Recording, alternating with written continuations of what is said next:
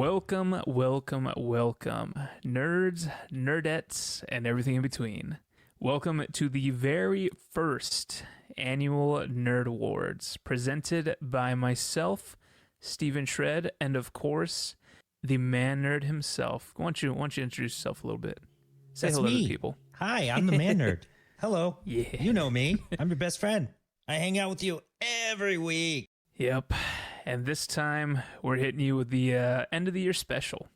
I am excited to do this. It'll be fun to go over the year in review. So we're going to do this like typical award show kind of thing. So we have our categories, we have our 5 picks, and then at the end, we will give you our number 1 pick for every category. I have my picks, the ManNerd has his picks, and we are designating that the number 1 spot gets the Nerdie. And it's a statue of whatever makes you smile and happy. That's what it is. Perfect. All right. To bring us in, we are going to start with the best live action shows of the year for 2023. Now, I was a little bit at a disadvantage here because I feel like I didn't watch a whole lot of live action, but I had enough to put together a list. So I'm going to give my 4 spots and save the last one for after. Okay. So my number 5 spot, which I just started watching, goes to Reacher, show on Amazon, Tom Clancy series. I really like it. It kind of feels like a little mystery, like a little mystery version of like The Punisher, kind of. Next up is The Mandalorian, which I will say there was a lot of somewhat dull moments in The Mandalorian, but overall it felt very true to what it's supposed to be, and it gave some pretty cool backstory and furthered the plot on some stuff that I liked from Clone Wars and Rebels. After that, we got Gen V, another show I enjoyed. I really liked the idea of expanding and showing us what other kind of heroes are out there, not just the super famous world like known ones. And then my number 2 spot, of course, because I'm a Godzilla freak, it's gonna go to Monarch. Of course. Yeah, how could it not, dude? A show revolving around Godzilla and other titans. Yep, you had to. Go ahead and give us yours. Okay. Starting at number 5. Truthfully, Reacher probably would have made the list, but I haven't watched it. So, one of those things. Ones that I've watched. Number 5 spot is Obliterated, a Netflix show about a special ops team that stops a nuclear explosion in Vegas. And nobody knows what they did. And it was this big operation that took them months. And then they're like, you know what? We deserve this. We're going to party. We're in Vegas. So they get obliterated. And guess what? That was a fake bomb. Now this show is about them trying to stop the real bomb, all fucked up. So it was great. I had a lot of fun. Number 4 spot, The Last of Us. I thought that was very cool. I never played the game, but I like post-apocalyptic stuff like that. So that was a lot of fun in the horror section. Number 3, same spot as you, Gen V, because The Boys in a spinoff, you can't go wrong. Super cool. Super cool. Number 2 spot goes to One Piece. One Piece live action. I should have seen that coming. I liked it, man. I liked it a lot. It was a lot of fun.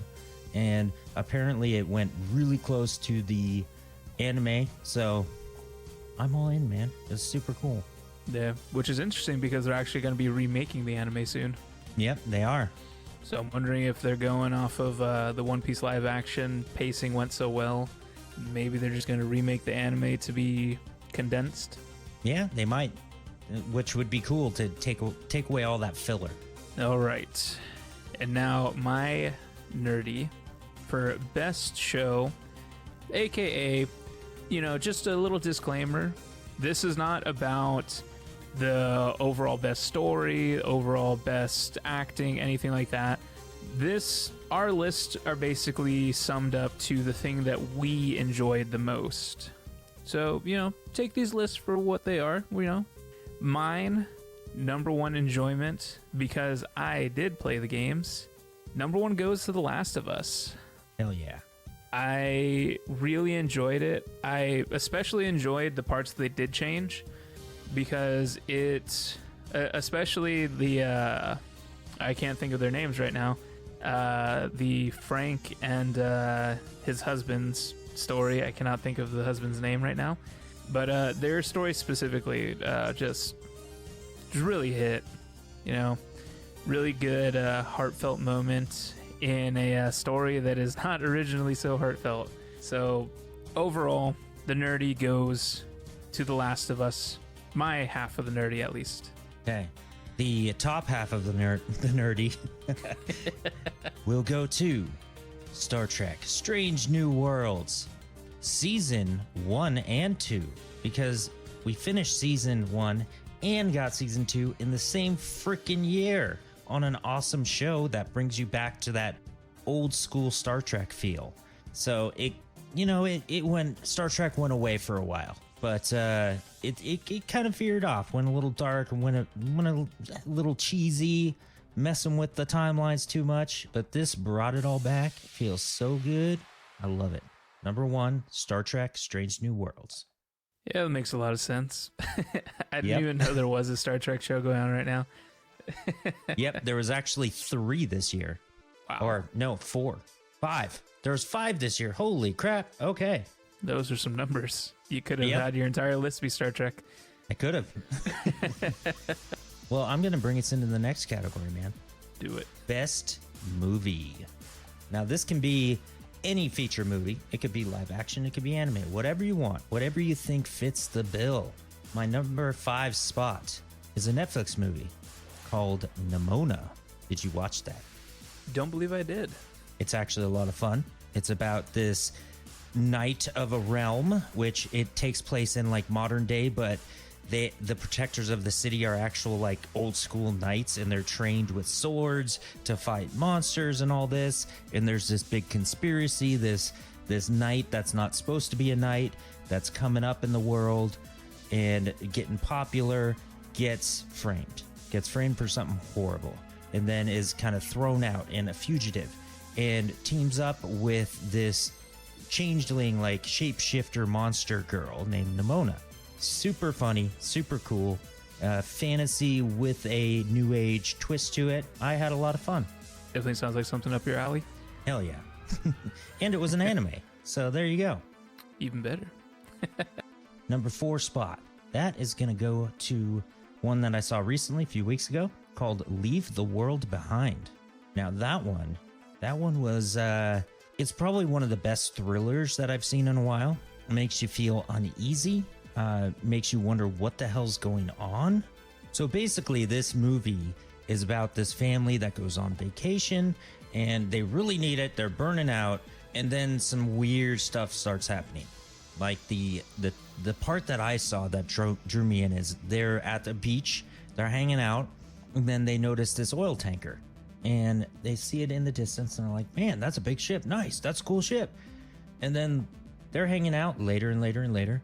The thing keeps coming closer and closer, closer and closer, until finally they have to run because it slams into the beach. And that's just the beginning. Weird shit like that keeps happening, and they don't know what's going on. They're at a vacation rental. There's some shit happening. So it's pretty cool, and I liked where it went. Where it went was awesome, and it has some good actors in it. A lot of them. So I highly recommend that. Number 3 spot. I know this is in your list, man. Guardians of the Galaxy 3. That shit was good. It was real good, man. But you know what? Number 2 spot, Dungeons and Dragons: Honor Among Thieves. I had a feeling. Yep. Had to go higher. You know me. We did a review on it. Yep. All right. What do you Fair got? enough. All right. So for my number 5 spots, again, this is a thing where I feel like I didn't watch many movies this year, or at least I didn't watch many movies that I liked. But the number 5 spot goes to a movie that I did really enjoy. That is Suzume. It is a anime style movie that came out earlier this year, and a lot of fun. Follows a girl who stumbles upon a sort of magical task that this guy that she meets just randomly is fulfilling, and she kind of screws it up. So then it goes on this whole journey where they're trying to fix all the things that stem from her original mess up. So not trying to give too much away. We did do a video on it. So if you do want to check that out, that is in our feed. It hasn't come out yet, but it will shortly. It will be there. It will be there. My mistake. But a lot of fun, and it was something that I just like really enjoyed. I thought the characters were solid. I did think there was a little bit of a weird, unnecessary, like romantic side to it, but overall, really enjoyed it. Number 4 spot goes to John Wick 4. I've been a huge fan of the John Wick movies, so the 4th and seemingly final movie had to make the list. It would have been higher if it wasn't for the fact that I enjoyed the next few movies just a little bit more. So it's more of I praise these movies rather than I dislike John Wick a little bit more than these. Because John Wick 4, you know, we get the finale of John Wick being hunted by the organization that he used to work for. We get to see a few more characters get introduced. One of them I wish we got a little more background on, but overall just a wild ride again, but for different reasons. A whole lot more killing in this than in Suzume. Yes. So number 3 spot goes to Creed 3. I really enjoy the Creed movies. I'm not a huge boxing fan. I'm more of an MMA fan. But specifically with Creed 3, I felt like it was a really good dynamic between our protagonist and the antagonist. It made it even better that Michael B. Jordan directed this and took inspiration from some of his favorite anime fights.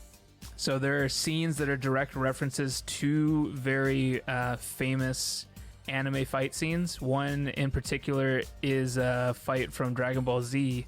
They even go as far to choreograph and use the exact same movements and everything in the fight.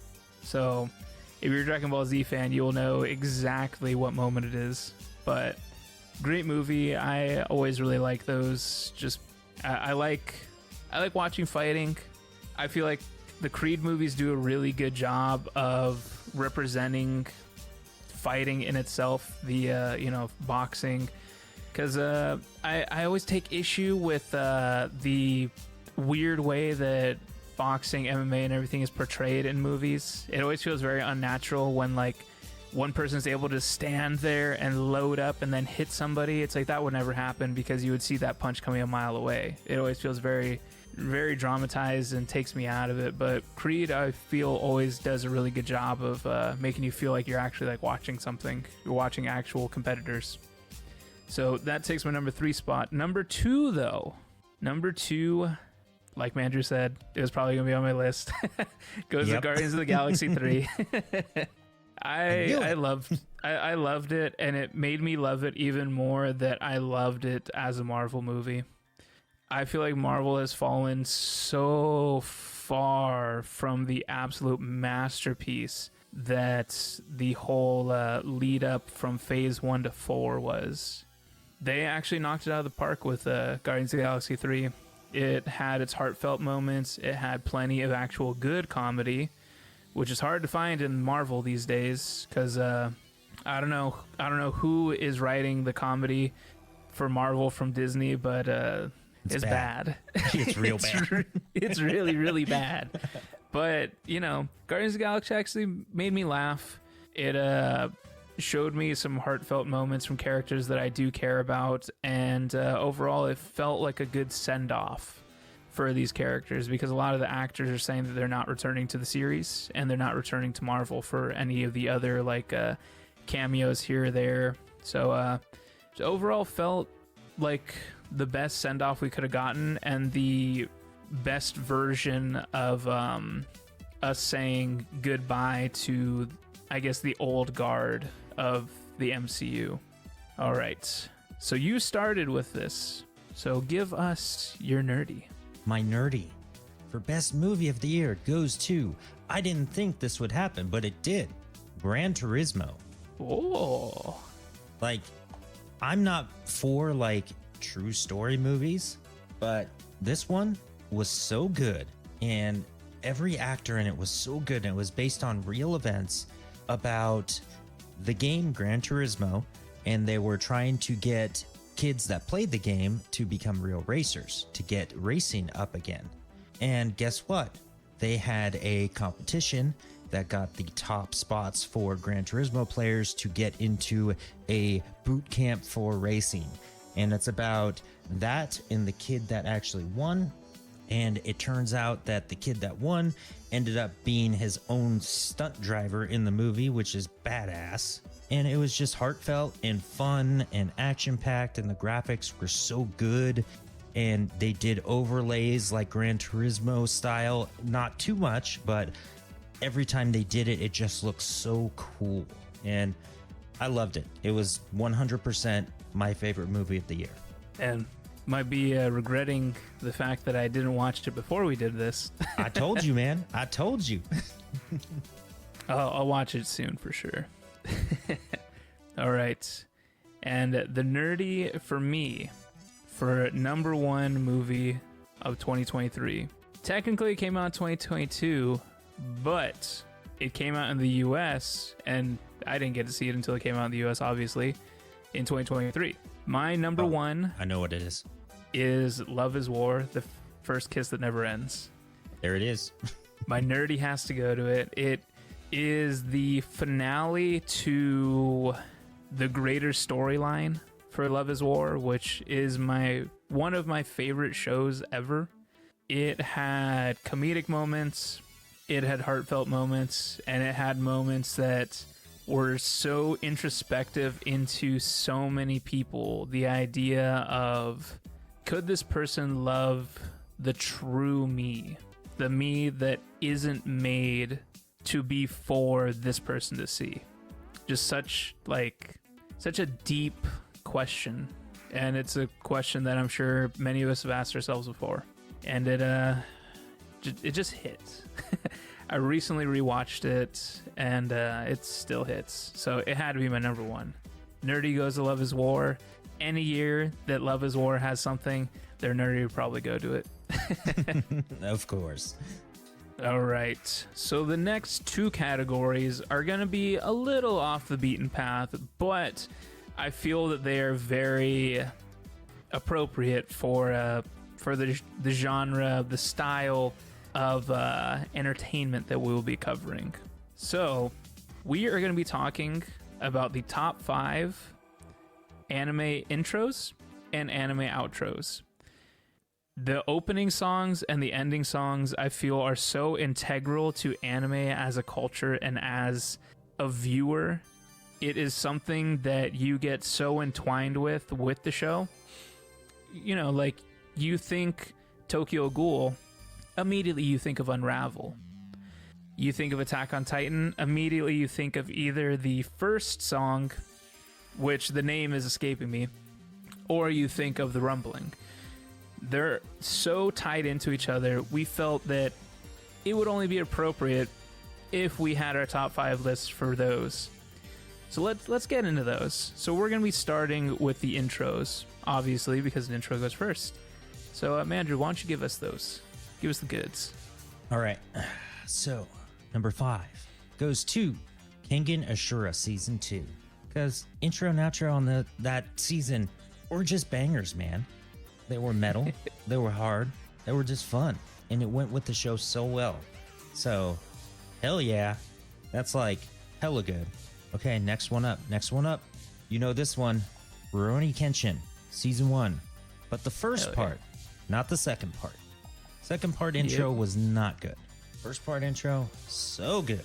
That shit was dope. Number 3, Hell's Paradise. Hell yeah, because it was awesome. That's all I gotta say. It was a banger through and through. Number 2, super fun, Psalm 100. That intro is just so much fun. You have a good time, and yeah, there's no going past it. Now this one, we're gonna wait for later, but Okay, let's go. Your turn.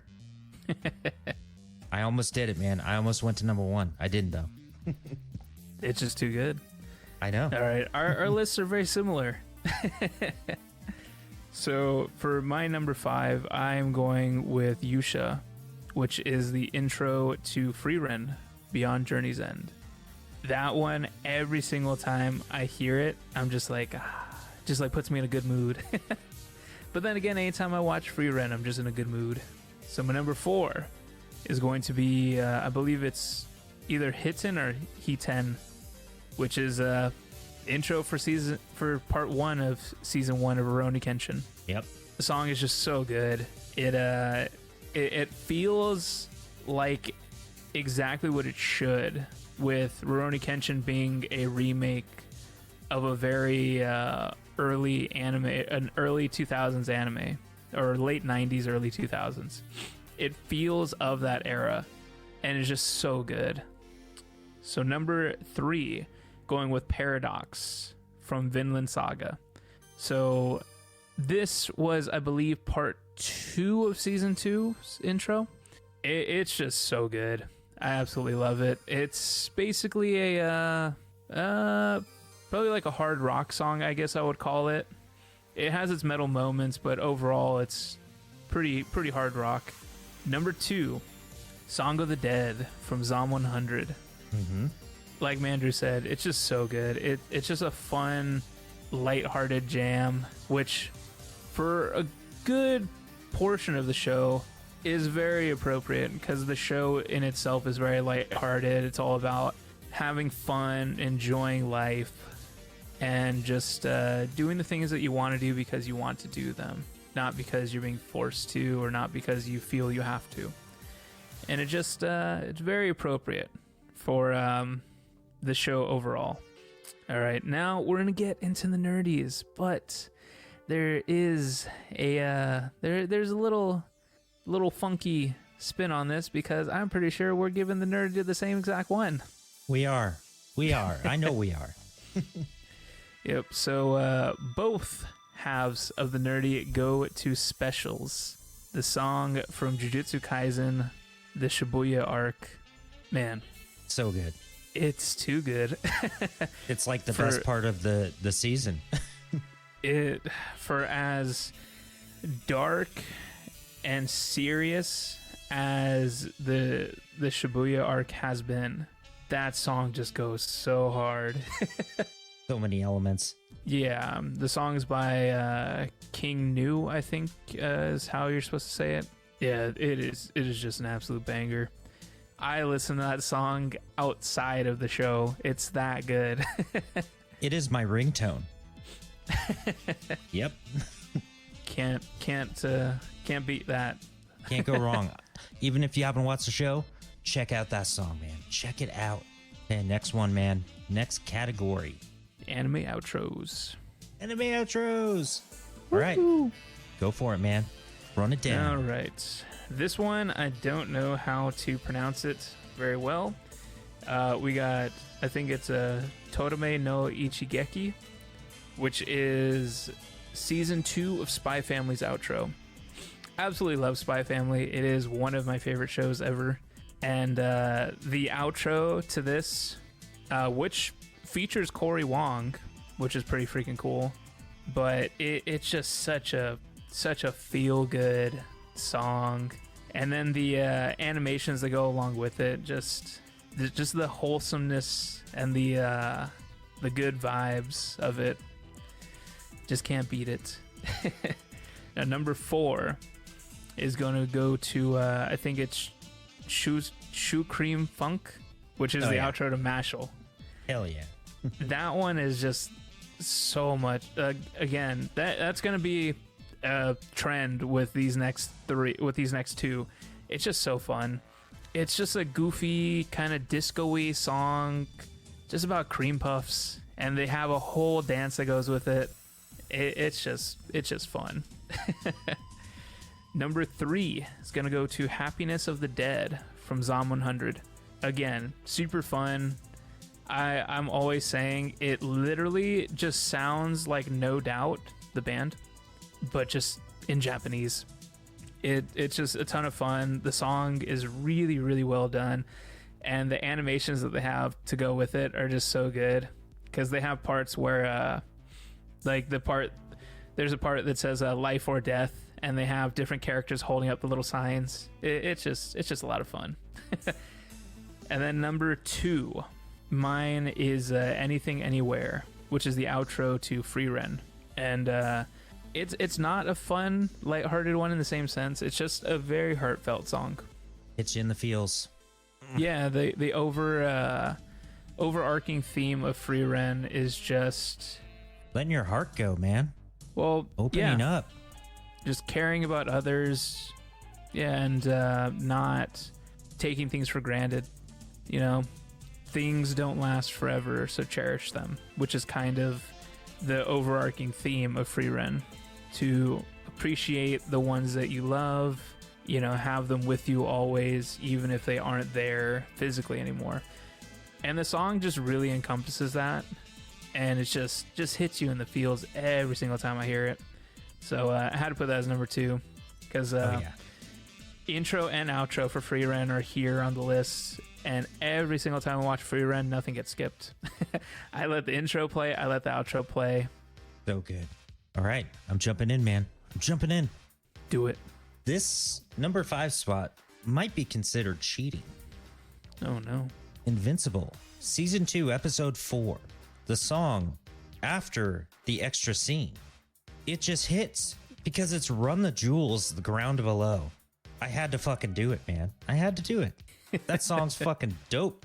When I heard that, I was like, that's making the list. There's no way around it. If you call me a cheater, I don't care. That makes number 5. Number 4, just like the intro, King Ashore, man. King Ashore, season 2. Intro and outros hit so hard. So, highly recommend it. It goes with the fighting aspect of that, and it just pumps you up. Even after the episode's done, gets you ready for the next one. Number 3, Vinland Saga, season 2. I think that outro really cements the whole season, like what you're feeling. It really goes with everything that's happening, and I love it. And you know what? Number 2 is exactly what your number 2 was. Hey. The outro to Free Ren, Beyond Journey's End, because that shit's heartfelt and it's so good. It really is, dude.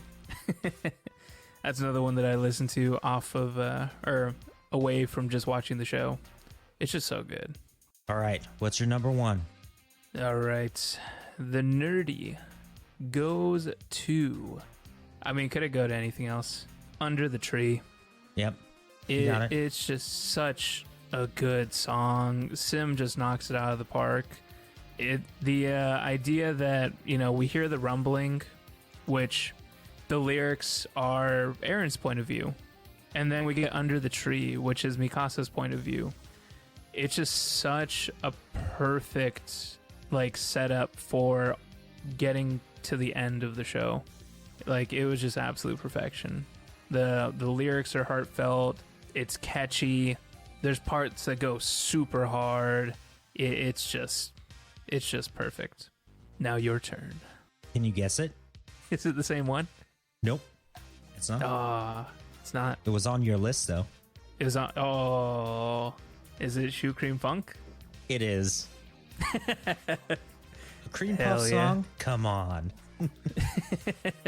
I've listened to that song so many times. It's ridiculous. Yeah.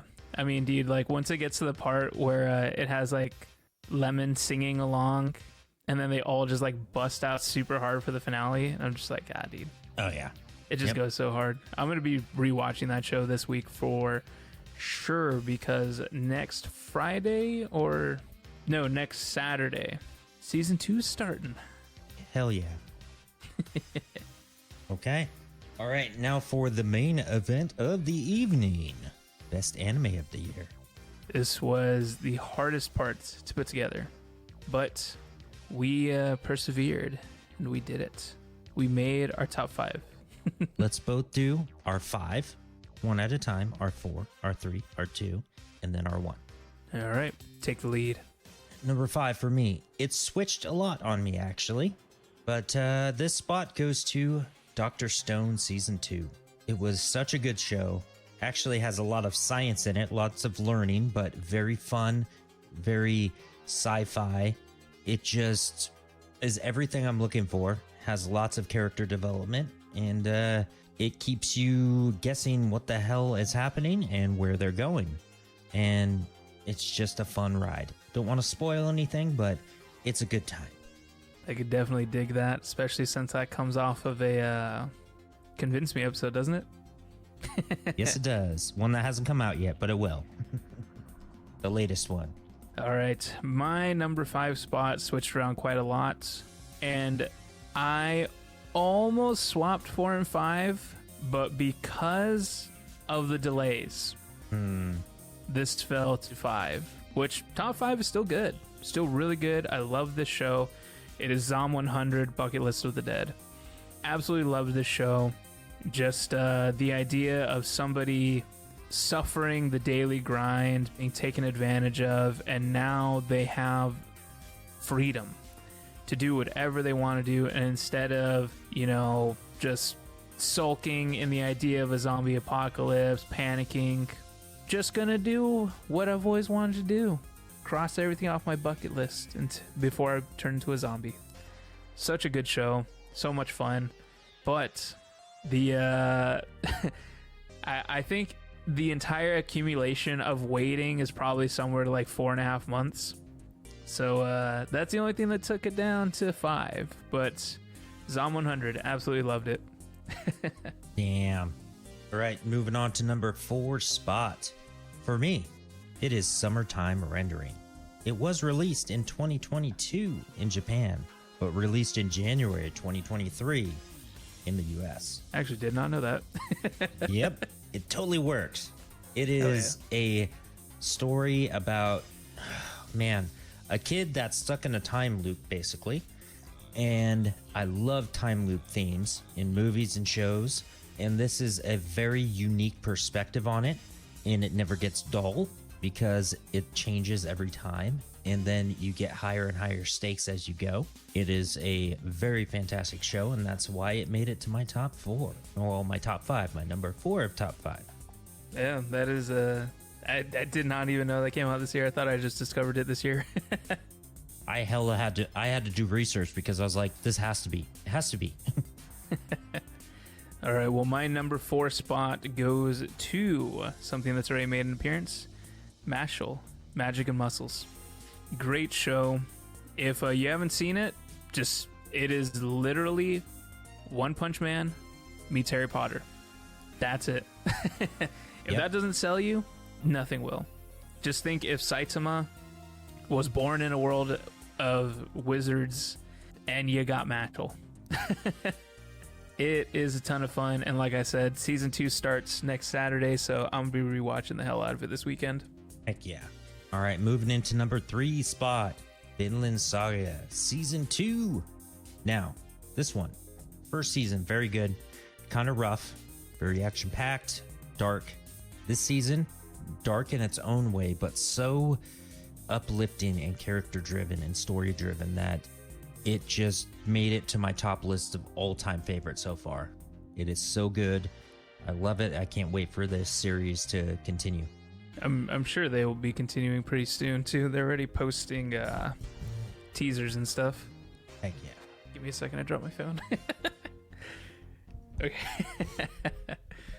In the middle of an award show. Yeah, dude. Stuff happens, Better than a wardrobe malfunction, I suppose. My number 3 spot goes to The Eminence in Shadow, Season 2. This show, I just love the hell out of this show. It's so goofy. It's so over the top. It rides the line of edginess so close, but it's just such a ridiculous show that it works. Everything that they do is just the most ridiculous dramatic thing you could possibly think of in an anime. And then they play it off like, it was just, it's no big deal. It's whatever. You have all these giant moving pieces, all these political things. And we have our main characters is just like, oh, all right, well, that works out, I guess. Cool. just so nonchalant about all these like ridiculous things happening. You know, it's literally just what happens when your main character just plays everything off and wants to play a role so bad that he just doesn't take anything serious. Doesn't have to. It's just so much fun. And plus you get Delta. What more do you need? Get Delta. Nothing. All right, number two spot. Something you already had in your list? Zom 100, Bucket List of the Dead. Surprisingly uplifting for a zombie show. It is very good, very funny. There were the delays, and honestly, I forgot how good it was until they put the rest of the season on Christmas Day, and then it brought it up to my number 2 spot. Yeah. Plus, we watched English dub and got to hear Beatrix's German accent. Perfect. Perfection. Perfect. Yep. My number 2 spot is a little contestable, but you know what? According to my rules, it works. My number 2 spot goes to Attack on Titan Special 1 and 2. It works. Technically, they're part of the finale season. It's just there's only 2 of them. But a show that I've followed for so long with characters that I care about and a story that needed to end a certain way. It was a heartbreaking ending. It was a heavy ending, but it was the ending that we needed. And we got to see so much more of the aftermath of the events of the finale than I thought we would get to see. And it just really felt like the best way to end it all. Because we have plenty of shows that they give you the ending, but there's still some lingering questions. There's still some things that could have been wrapped up better. With this show, I feel like everything was there. The characters acted the way the characters would have acted. And the things that needed to be done to make sure that the ending was the ending, not just for us as viewers, but for the story as a whole. It was just perfect.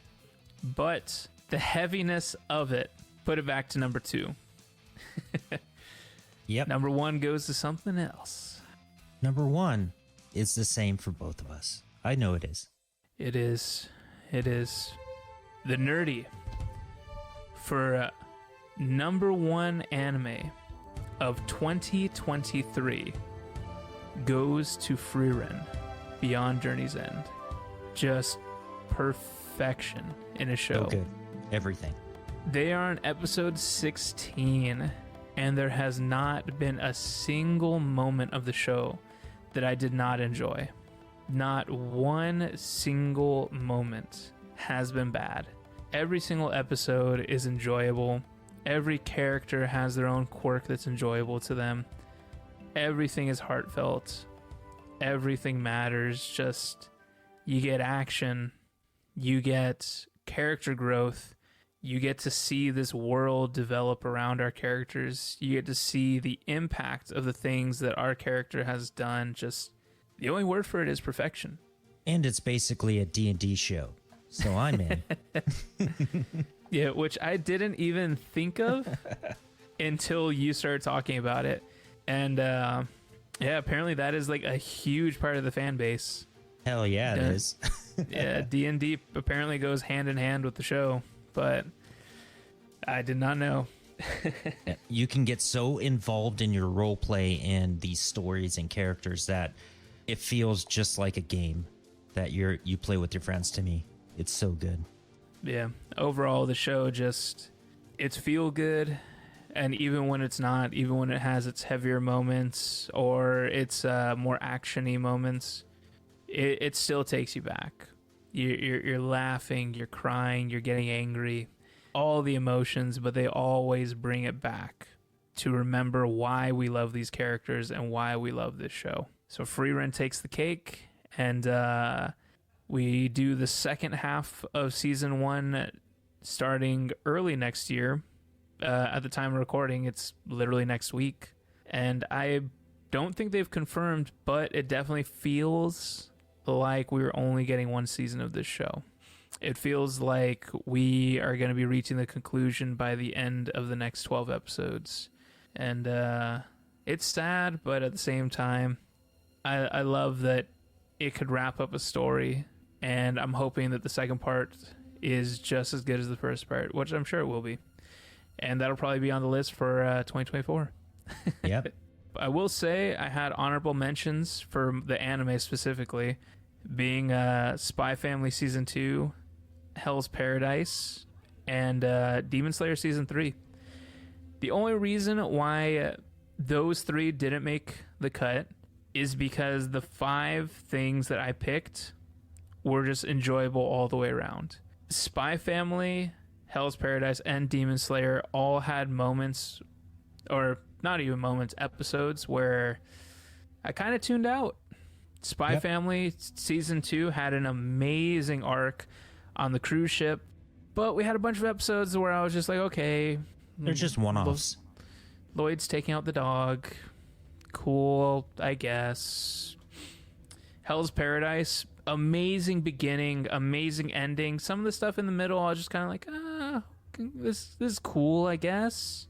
And Demon Slayer Season 3, the very first episode, the second episode, cool, setting everything up. A little goofy here and there. Okay, cool. Mitsuri's here. All right, we're liking that.